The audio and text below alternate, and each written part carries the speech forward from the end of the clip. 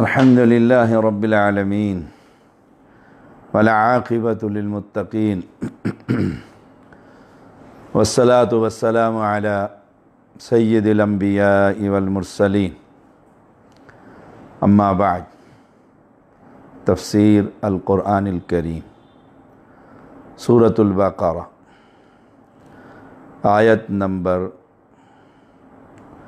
213 lecture number 69 اعوذ باللہ من الشیطان الرجیم کان الناس امة واحدة فبعث اللہ النبیین مبشرین ومنذرین وأنزل معهم الكتاب بالحق ليحكم بين الناس فيما اختلفوا فيه وما اختلف فيه إلا الذين أوتوه من بعد ما جاءتهم البينات بغيا بينهم فهدى الله الذين آمنوا لما اختلفوا فيه من الحق بإذنه واللہ یہدی من یشاء الی صراط مستقیم۔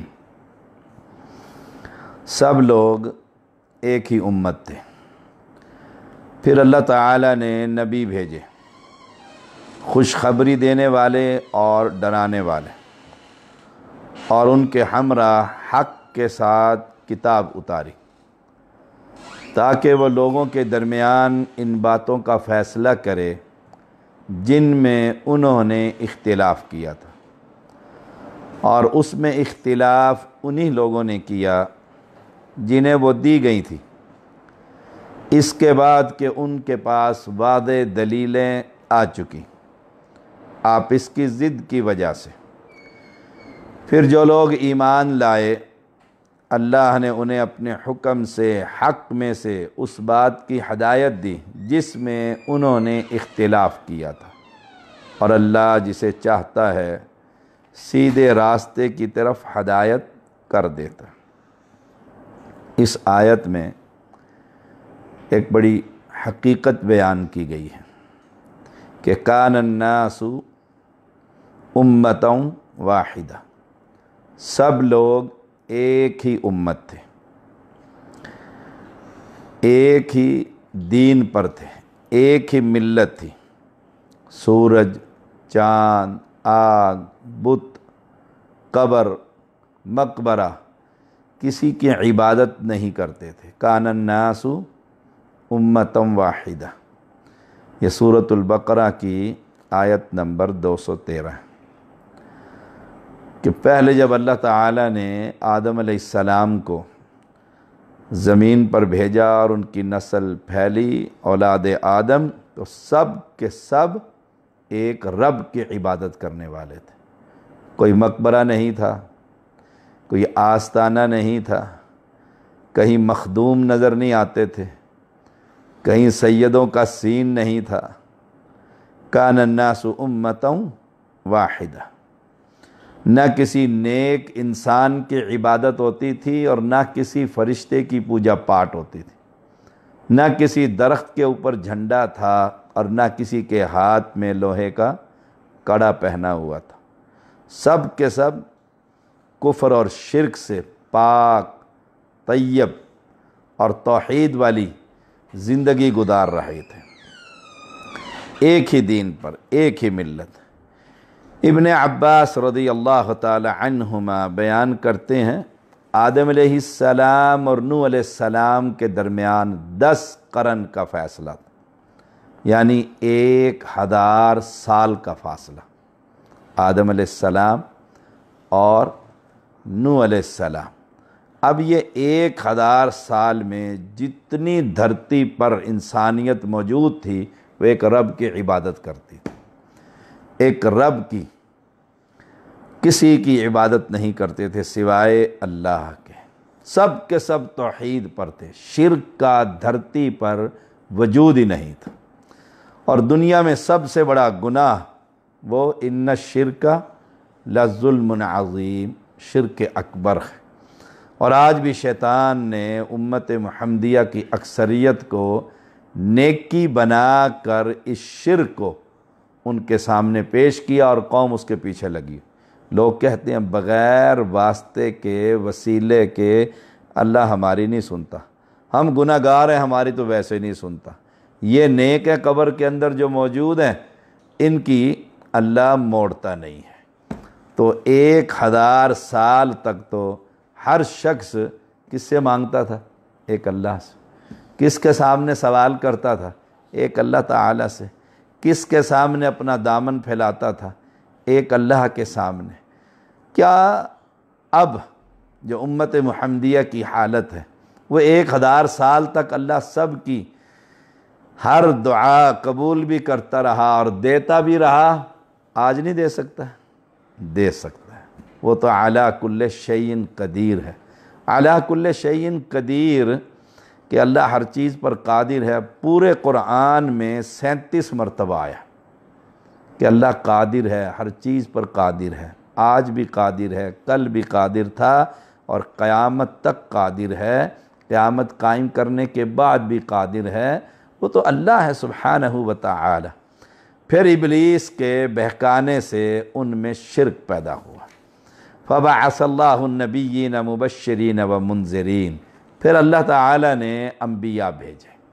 سب سے پہلے نوح علیہ السلام، اللہ تعالیٰ نے نوح علیہ السلام کو بھیجا۔ امام حاکم اس حدیث کو لے کر آئے ہیں، 3654 نمبر ہے۔ پھر مسلسل انبیاء آتے رہے، اور نوح علیہ السلام نے آ کر قوم کو یا قوم اعبدوا اللہ ما لکم من الہ غیر، اے میری قوم ایک اللہ کی عبادت کرو۔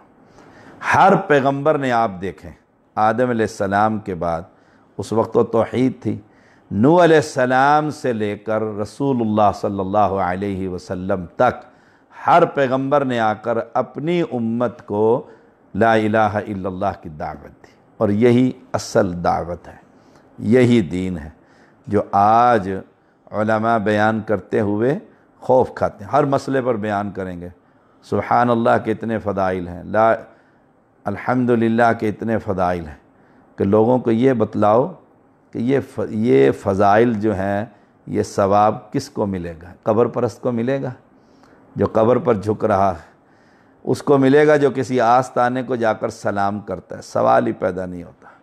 نوح علیہ السلام آئے اور قوم کو دعوت توحید دی۔ رسول اللہ صلی اللہ علیہ وسلم کو ایک دفعہ ستایا گیا، تکلیف دی گئی، تو آپ صلی اللہ علیہ وسلم نے فرمایا، نوح علیہ السلام بڑے صابر تھے، صحیح بخاری میں آتا ہے کہ آپ لوگوں کو دعوت توحید دے رہے تھے کہ ان پتھروں کی عبادت نہ کرو، یہ کچھ نہیں کر سکتے۔ ایک مشرک نے پتھر اٹھا کر مارا، آپ کے چہرے پر لگا، چہرے سے خون نکل رہا ہے، آپ ایک ہاتھ سے خون صاف کر رہے ہیں اور پھر لوگوں کو توحید سنا رہے ہیں، پھر لوگوں کو دعوت توحید دے رہے ہیں۔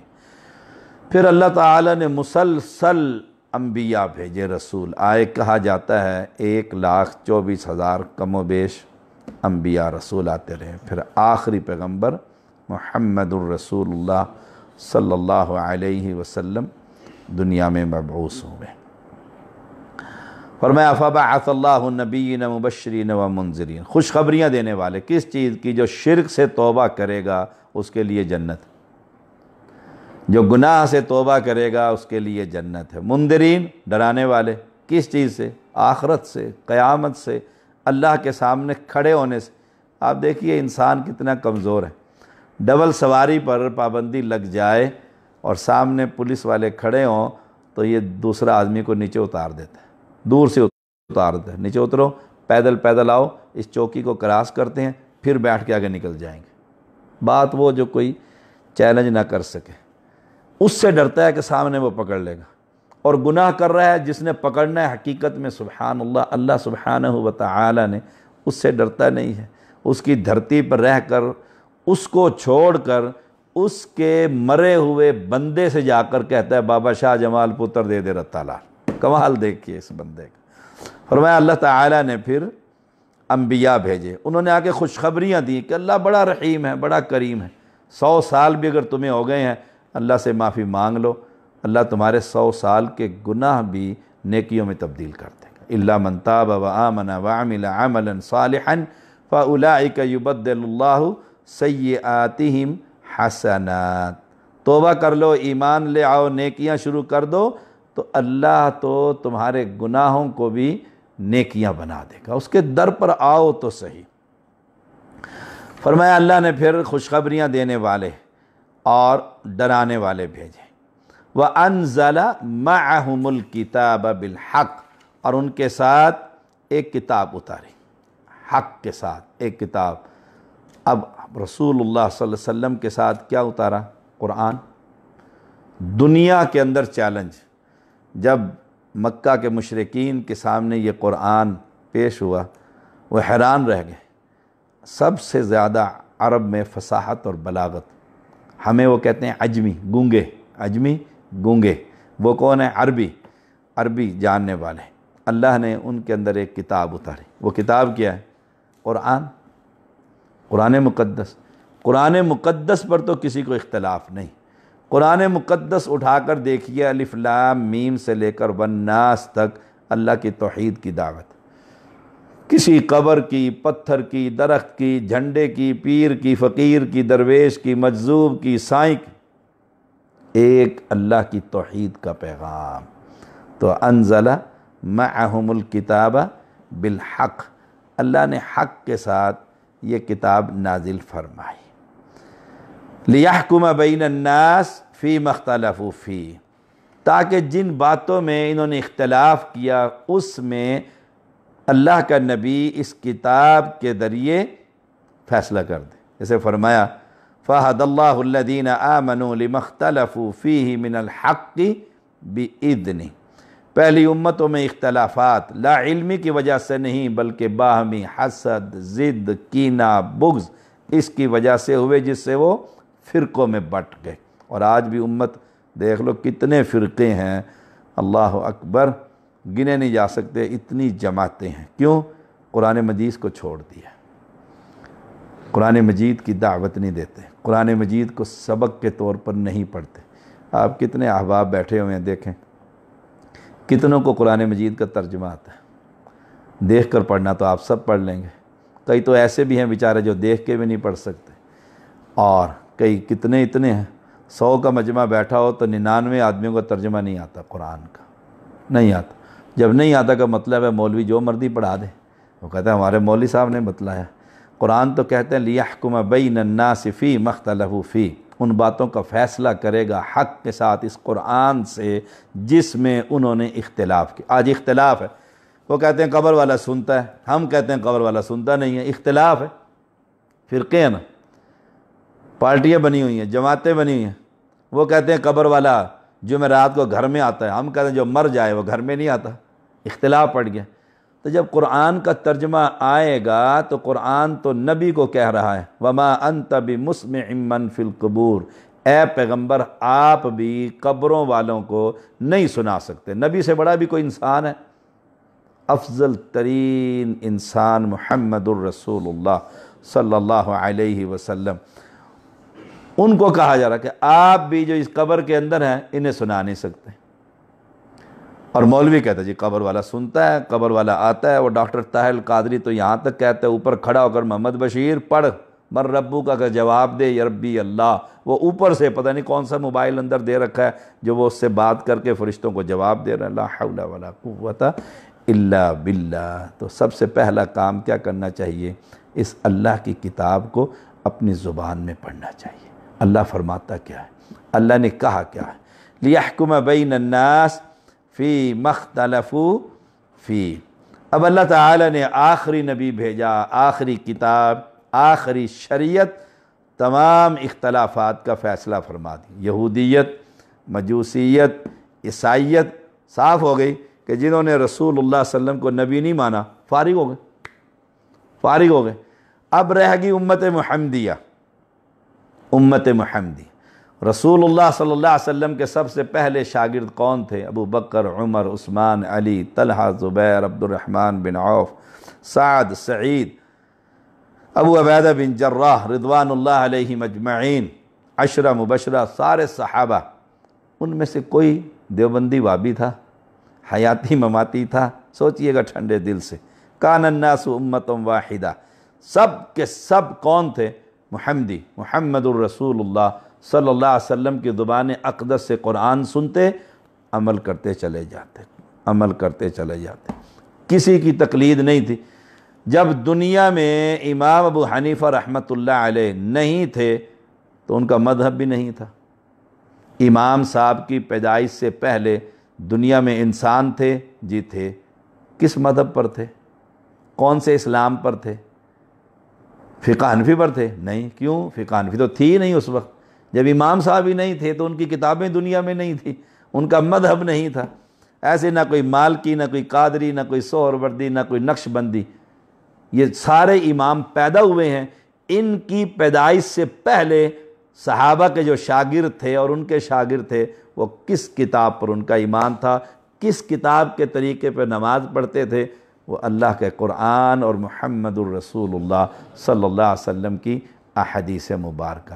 اگر امام ابو حنیفہ رحمۃ اللہ علیہ کے والد اس قرآن اور حدیث پر عمل کر کے جنت میں جا سکتے ہیں تو ہم نہیں جا سکتے؟ ہمیں حنفی بننے کی کیا ضرورت ہے؟ نقش بندی بننے کی کیا ضرورت ہے؟ رسول اللہ صلی اللہ علیہ وسلم کا فرمان ہے، تم ضرور اپنے سے پہلے لوگوں کے پیچھے چل پڑو گے، ضرور اپنے سے پہلے لوگوں کے پیچھے چل پڑو گے۔ جس طرح بالشت بالشت کے برابر اور ہاتھ ہاتھ کے برابر ہوتا ہے، یہاں تک اگر کوئی کسی سانڈے کے بل میں جا گھسے ہوں گے تو تم بھی ان کے پیچھے جاؤ گے۔ پوچھا گیا یا رسول اللہ صلی اللہ علیہ وسلم اس سے مراد یہود اور نصارہ ہیں؟ فرمایا پھر اور کون ہے؟ صحیح بخاری 3456 نمبر ہے۔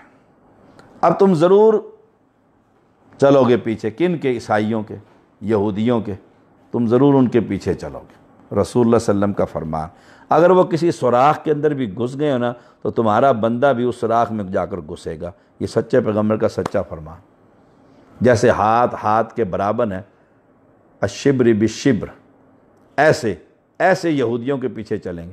آج دیکھ لو امت محمدیہ، بال دیکھ لو یہودیوں جیسے، لباس دیکھ لو یہودیوں جیسا، تجارت دیکھ لو یہودیوں جیسی، گھر ہر کوئی شے ایسی رہ گئی جو ہم ان کے پیچھے نہ چلیں۔ بچہ اٹھتا ہے تو بال، بیٹا باپ کہتا ہے، باپ مولوی یا عالم، جب بال کٹوا کر آؤ، وہ ایسے کٹوا کر ہوتا ہے جیسے کسی یہودی کافر کے بال ہوتے ہیں، پیچھے چل رہے ہیں ان کے پیچھے۔ یہودیوں کے اندر بھی فرقے جماعتیں ہیں، ان کے اندر بھی، ہمارے لوگوں کے اندر بھی جماعتیں اور فرقے۔ اور جس نے رسول اللہ صلی اللہ علیہ وسلم کی دین کو چھوڑا وہ فرقوں سے آگے چلتا ہی جائے گا۔ پہلے بنے اہل سنت، پھر بنے اہل سنت میں دیوبندی، پھر دیوبندیوں میں بنے حیاتی، پھر بنے مماتی، پھر حنفیوں میں سے ہی بنے دیوبندی، حنفیوں سے میں ہی بنا بریلوی، وہ اسے کافر کہتا ہے، وہ اسے کافر کہتا ہے۔ کمال دیکھ، ہماری دعوت کیا ہے؟ ہماری دعوت کیا ہے؟ کان الناس امۃ واحدہ۔ ہماری دعوت یہ ہے، اگر ابو بکر صدیق بغیر تقلید کے جنت میں جا سکتے ہیں تو ہم کیوں نہیں جا سکتے؟ ابو بکر صدیق رضی اللہ تعالی عنہ کس دین پر تھے؟ محمد الرسول اللہ صلی اللہ علیہ وسلم کی حدیث۔ انہیں سنت سے پیار تھا، ہمیں بھی سنت سے پیار ہونا چاہیے۔ امام حنیفہ رحمۃ اللہ علیہ ہمارے سر کے تاج، امام مالک ہماری آنکھوں کا سرما، امام احمد بن حنبل، امام شافعی، یہ جتنے بھی دنیا میں امام دین کے گزرے ہیں سب سر آنکھوں پر، لیکن ان کی وہ بات مانی جائے گی جو اللہ کے کتاب کے مطابق ہوگی اور رسول اللہ صلی اللہ علیہ وسلم کی حدیث کے مطابق۔ ایک بات ہے اس آیت کے تحت کہ اللہ فیصلہ کریں گے، نبی لیحکم بین الناس فی ما اختلفوا فیہ وما اختلف فیہ الا الذین اوتوہ من بعد ما جاءتہم البینات بغیا بینہم۔ اور اس میں اختلاف انہی لوگوں نے کیا جنہیں وہ دی گئی تھی، یعنی کتاب، اس کے بعد کہ ان کے پاس واضح دلیلیں آ چکی، بغیم بینہم، آپس کی ضد کی وجہ سے، فَهَدَى اللَّهُ الَّذِينَ آمَنُوا لِمَا اخْتَلَفُوا فِيهِ مِنَ الْحَقِّ بِإِذْنِ۔ پھر جو لوگ ایمان لائے اللہ نے انہیں اپنے حکم سے حق میں اس بات کی ہدایت دی جس میں انہوں نے اختلاف کیا تھا۔ آج اتنا اختلاف ہے نا، نماز شروع کرنا، نماز کیسے کرتے ہیں؟ نیت کرتا ہوں نماز کی، نماز 4 رکعت پیچھے سے امام کے، منہ میرا قبلہ شریف کی طرف، وقت ظہر کا، اللہ اکبر، نیت سے اختلاف۔ اب کچھ مسلمان نیت کرتے ہیں وہ نماز یہیں نیت کر کے، اور کچھ اللہ اختلاف ہے۔ اب ہدایت کس کو ملے گی اختلاف میں؟ جو یہ دیکھے کہ رسول اللہ صلی اللہ علیہ وسلم اردو جانتے تھے؟ نہیں جانتے تو نماز کے اندر اردو کی نیت نبی نے سکھائی ہے جب جانتے ہی نہیں تھے۔ مولانا حرم کے اندر آپ نے نام سنا ہوگا، مولانا مکی حرم میں بیٹھتے ہیں، دیوبندی ہیں، بہت بڑے عالم ہیں، حرم کے اندر درس دیتے ہیں۔ ان کا کل میں ایک تقریر سن رہا تھا، وہ کہنے لگے کہ ایک عالم میرے پاس آئے دیوبندی، وہ کہنے لگے میں قرآن مجید کی تفسیر لکھ رہا ہوں، جیسے میں تفسیر ریکارڈ کرا رہا ہوں، تفسیر لکھ رہے ہیں۔ وہ کہتے ہیں میں ہر آیت کی تفسیر روزانہ رسول اللہ صلی اللہ علیہ وسلم سے پوچھ کر لکھتا ہوں، روزانہ میں مراقبہ کرتا ہوں، ایسے کر کے رسول اللہ صلی اللہ علیہ وسلم سے ملاقات ہو جاتی ہے، رسول اللہ صلی اللہ علیہ وسلم مجھے تفسیر لکھاتے ہیں۔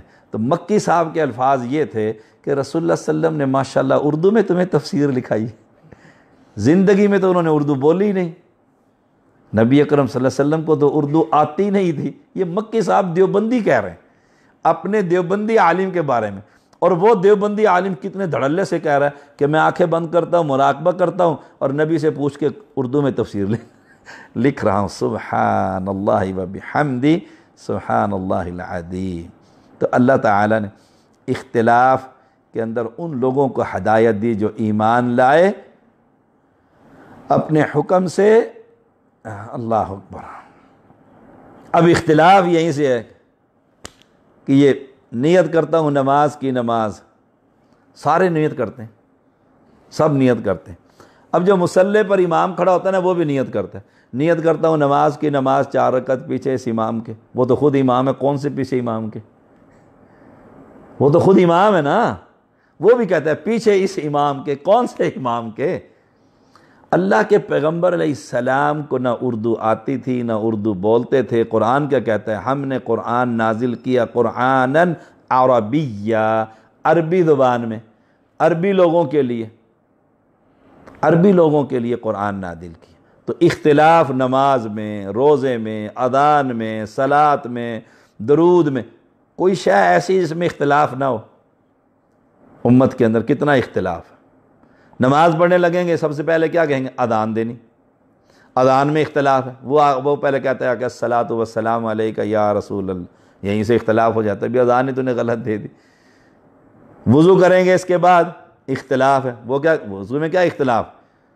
کہتے ہیں جی وہ الٹ یہاں سے پھر گردن کا مسح کرتے ہیں، سر کا مسح کرنے کے بعد اس میں اختلاف۔ کوئی شے ایسی ہے جس میں اختلاف نہ ہو۔ اختلاف کا خاتمہ کیسے ہوگا؟ اختلاف کا خاتمہ صرف بالحق لیحکم بین الناس، اس قرآن کو جو اللہ نے نازل کیا اس کے ذریعے اختلاف کا خاتمہ ہوگا، اور اس قرآن کی تشریح محمد الرسول اللہ صلی اللہ علیہ وسلم کی احادیث مبارکہ، وہی حق پر ہیں، اور انہی کو اللہ نے حق پر رکھا اور اختلاف کا خاتمہ کیا، جنہوں نے ابو بکر صدیق اور عمر اور عثمان اور علی اور طلحہ کی طرح رضوان اللہ علیہم اجمعین محمد الرسول اللہ صلی اللہ علیہ وسلم کی حدیث کو پکڑے رکھا۔ آپ دیکھیں پیغمبر علیہ السلام فوت ہوئے، ابھی دفن نہیں ہوئے، آپ کی جسم اطہر چرپائی پر موجود ہے۔ اختلاف ہو گیا، ثقیفہ بنی ساعدہ میں سارے انصاری جمع ہو گئے، انہوں نے کہا جی خلیفہ ہمارا ہوگا۔ ادھر ابھی جسم اطہر موجود ہے، علی اور عباس وہاں پر ہیں، ابو بکر اور عمر جلدی جلدی وہیں پہنچ گئے ان کے گھر ہی، انصاریوں کے ثقیفہ بنی ساعدہ میں۔ انہوں نے کہا جی ہمارا امیر ہوگا، بڑی ہم نے خدمت کی اسلام کی۔ تو حضرت عمر نے کہا قریشی کبھی بھی انصاری خلیفہ قبول ہی نہیں کریں گے، قریشی نہیں مانیں گے تمہیں خلیفہ، یاد رکھ۔ اب دونوں ان میں سے ایک نے کہا اچھا ایسے کرو، ایک خلیفہ تم بنا لو، ایک ہم بنا لیتے ہیں، دونوں مل کر چلا لیں گے حکومت۔ ابھی اللہ کے پیغمبر علیہ السلام کو دفن نہیں کیا، اختلاف موجود ہو گیا۔ ابو بکر صدیق کہنے لگے ٹھہرو، میں تمہیں ایک حدیث سناتا ہوں۔ رسول اللہ صلی اللہ علیہ وسلم نے فرمایا الائمۃ من قریش، خلیفہ ہمیشہ قریشی ہوگا۔ حدیث رسول آ گئی، انصاری سارے کے سارے چپ ہو گئے، جب حدیث آ گئی تو قریشی ابو بکر کو خلیفہ بناؤ، ختم ہو گیا جھگڑا۔ آج بھی اگر جھگڑا ختم کرنا چاہتے ہیں کہ جی نماز کے اندر جھگڑا ہے، نیت کرنی ہے، تو رسول اللہ صلی اللہ علیہ وسلم سے پوچھ لو۔ عبداللہ ابن عمر کہتے ہیں رأیت رسول اللہ، میں نے رسول اللہ صلی اللہ علیہ وسلم کو دیکھا نماز شروع کرتے تو اللہ اکبر سے، نیت ہے ہی نہیں۔ نہ نبی کو اردو آتی تھی، نہ نبی اکرم صلی اللہ علیہ وسلم نے اردو میں نیت سکھلائی۔ تو اب جو خود ساختہ دین، ایک عالم سے میری گفتگو ہوئی، مولانا چند محمد دیوبندی مماتی، بہت بڑے عالم تھے، 2.5 گھنٹے ہماری گفتگو رہی نیت پر۔ وہ کہنے لگا، اس نے ایک بڑی خوبصورت بات کہی، کہنے لگا شاہ صاحب ہم لوگوں کو ذہن حاضر کرنے کے لیے، تاکہ اسے پتہ ہو میں نماز میں کھڑا ہوں، اس لیے ہم نے یہ نیت سکھلائی۔ میں نے کہا اس کا مطلب یہ ہے کہ رسول اللہ صلی اللہ علیہ وسلم کو یہ بات نہیں پتہ لگا نعوذ باللہ کہ بندے کا ذہن حاضر کرنے کے لیے ایسے نیت سکھلانی چاہیے۔ ایک آدمی کو میں نے کہا کہ عورت سینے پر ہاتھ باندھتی ہے، مرد ناف پر باندھتا ہے، اختلاف پڑ گیا، عورت سینے پہ کیوں باندھتی ہے بھائی؟ یہ سوال۔ اس نے کہا، بلکہ اس نے اپنی کتاب میں لکھا ہے، مسنون کتاب نماز کی چھپی ہے، اس نے لکھا ہے مولانا نے کہ ہم عورت کے ہاتھ سینے پر اس لیے بندھواتے ہیں کہ عورت کے یہاں پر چھاتی ہوتی ہے، اس کو ستر، اس کو چھپانے کے لیے۔ تو میں نے کہا مولانا جس اللہ نے یہ عورت بنائی، پیدا کی، یہ چھاتی کا ابھار بنایا، اس کو پتہ نہیں تھا کہ ہاتھ اوپر رکھواؤں میں تاکہ اس کی یہ چیز چھپ رہے؟ اس نے تو شریعت میں نہیں اتاری یہ چیز، اس نے تو یہ منطق نہیں بیان کی اللہ کریم نے۔ یہ تو رسول اللہ صلی اللہ علیہ وسلم نے ہمیشہ سینے پر ہاتھ باندھے، وہ عورت بھی ہو مرد بھی ہو سب سینے پر ہاتھ باندھتے۔ احناف کے ہاں مرد ناف پر باندھتا ہے، عورت سینے پر باندھتی، فرق انہوں نے کیا۔ ہماری تو عورتیں بھی اوپر مرد بھی اوپر، فرق انہوں نے کیا۔ فَهَدَى اللَّهُ الَّذِينَ آمَنُوا لِمَا اخْتَلَفُوا فِيهِ مِنَ الْحَقِّ بِإِذْنِهِ۔ اب جس نے فرق کیا ہے نا وہ بتائے گا کہ نبی اکرم صلی اللہ علیہ وسلم نے فرمایا عورت ناف پر اور مرد ناف پر اور عورت سینے پر۔ دنیا کے اندر پلٹ جاؤ مفتیوں کے پاس، جدھر مردی چلے جاؤ، کوئی عالم یہ حدیث نہیں دکھلا سکتا کہ پیغمبر علیہ السلام نے فرمایا ہو عورت سینے پر باندھے اور مرد ناف پر باندھے، ہے ہی نہیں دنیا کی کسی کتاب کے اندر۔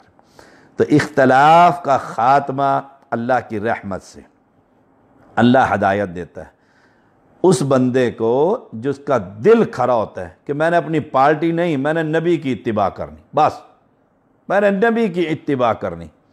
اگر ذہن میں یہ ہو کہ پہلے پارٹی، اپنی پارٹی کا مسئلہ، اس مسئلے کو پھر حدیث سے کسی نہ کسی طرح ثابت کروں تو کبھی بھی ہدایت نہیں ملے گی۔ یہ میں نے اینک لگائی ہوئی ہے، دیکھیں، اگر یہ اینک وابی ہے نا تو میں قرآن حدیث کو نہیں سمجھ سکتا، اگر یہ اینک دیوبندی ہے تب بھی نہیں سمجھ سکتا۔ اس اینک کو میں اتار دوں تعصب کی اور پھر میں قرآن کو پڑھوں نا کہ یا اللہ مجھے ہدایت دے، میں تو ہر نماز کی ہر رکعت میں کہتا ہوں اہدنا الصراط المستقیم، اللہ مجھے سیدھا راستہ دکھلا، بس سیدھا راستہ بتلا، انشاءاللہ کتاب و سنت پر آ جائے گا۔ تو اہل اسلام قرآن مجید کی 213 نمبر کی آیت کریمہ بڑی ہی خوبصورت ہے۔ کان الناس امۃ واحدہ، ساری امت ایک تھی، بالکل توحید پر تھے، خالصتاً۔ فبعث اللہ النبیین مبشرین ومنذرین، پھر اللہ تعالیٰ نے انبیاء بھیجے ڈرانے والے اور خوشخبریاں دینے والے۔ وانزل معہم الکتاب، پھر ان کے ساتھ اللہ تعالیٰ نے حق کے ساتھ کتاب نازل فرمائی۔ ہر نبی کو معجزے ملتے رہے، تختیاں ملتی رہیں، آخری پیغمبر محمد الرسول اللہ صلی اللہ علیہ وسلم کو یہ الف لام میم ذالک الکتاب لا ریب فیہ کیوں اتاری؟ لیحکم بین الناس فیما اختلفوا فیہ، جس میں انہوں نے اختلاف کیا تھا اس کتاب کے ذریعے وہ نبی ان میں فیصلہ کر دے۔ وما اختلف فیہ الا الذین اوتوہ من بعد ما جاءتہم البینات بغیا بینہم، اختلاف کی وجہ کیا تھی؟ حسد، کینہ، بغض، پارٹی، میرا پیر، وہ کہتا ہے میرا پیر، وہ کہتا ہے میرا۔ اب آپ دیکھ لیں حسد ہی ہے نا۔ آپ کس کے بیعت ہیں جی؟ میں نقشبندی۔ اچھا، اس نے کہا جی میں تو سہروردی کا بھی بیعت کیا اور میں نے قادری کی بھی بیعت کی ہوئی ہے، 2 ہو گئے۔ تیسرے سے پوچھو، اس نے کہا نہیں میں تو جناب چشتی ہوں، وہ سب سے بڑا ہے۔ ہو گیا نا اختلاف سب کے اندر، اپنے اپنے پیروں کے نام لے لی۔ ایسے اس نے کہا نہیں تمہارے ساری سرکاریں چھوٹی ہیں، میں تو اس سے بڑی سرکار کی بیعت ہوتا ہوں۔ ایسے سرکاروں کو گنتے چلے جاؤ، گنتے چلے جاؤ، اوپر اوپر اوپر اوپر اوپر اوپر کہاں پہنچو گے؟ 4 امام آ جائیں گے سنیوں کے، حنفی، امام حنیفہ، امام مالک، شافعی اور حنبل۔ وہ کہتے ہیں ان کی بیعت کرنی چاہیے، ان میں سے کسی کے پیچھے چلنا چاہیے۔ ایک بندہ حنفی بن جاتا ہے، ایک شافعی، ایک مالکی، ایک حنبلی، کہتے ہیں یار تم نے تو بڑے بڑے پیر پکڑ لیے ہیں۔